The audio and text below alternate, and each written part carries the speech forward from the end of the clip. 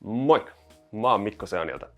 Mä työskentelen saavutettavuuden parissa lähes päivittäin ja tänään haluaisin keskustella vähän saavutettavuudesta yleensä ja miksi se on tärkeää. Eli jatkossa saavutettavuus koskee myös tiettyjä yksityisiä palveluita julkisten palveluiden lisäksi. Esimerkiksi verkkokaupat ja e-kirjapalvelut joutuu jatkossa tuottamaan palvelunsa saavutettavasti, mikä on tietysti hieno juttu saavutettavuudelle ylipäätänsä. Mutta miksi saavutettavuus sitten on tärkeää?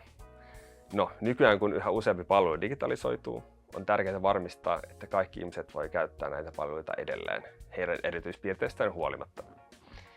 Tämmöisiä erityispiirteitä voi olla esimerkiksi aistirajoitteet, kuten näkövammaisuus, tai ihan vain fyysiset rajoitteet. Muita piirteitä voi olla vaikka huono suomen kielen taito tai iäntuomat haasteet sivuston ymmärtämisestä. Eli saavutettavuudessa on kyse paljolti moraalista ja tasa-arvosta. Mutta tietysti kun yhä laajempia ihmisjoukkoja tavoitetaan, niin sillä on myös liiketoiminnallista hyötyä. Jos sitten saavutettavuutta ei ole otettu huomioon, niin jotkut käyttäjät voi vain jäädä palvelun ulkopuolelle kokonaan. Esimerkiksi jos sivuston lomakkeen kehityksessä ei ole otettu huomioon ruudunlukijakäyttäjää, silloin sokea käyttäjä ei välttämättä pysty ostamaan haluamansa tuotetta.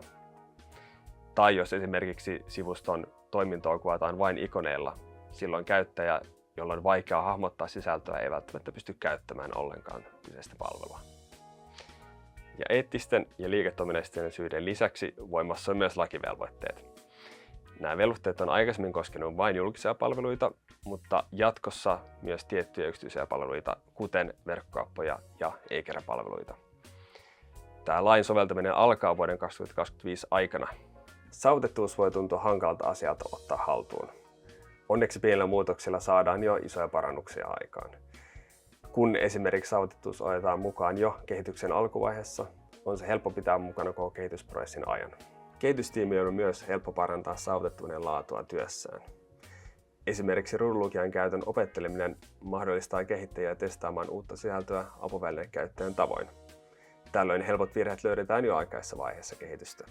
Mutta tietysti myös valmiiden verkkopalveluiden saavutettavuuden parantaminen on kannattava toimenpide.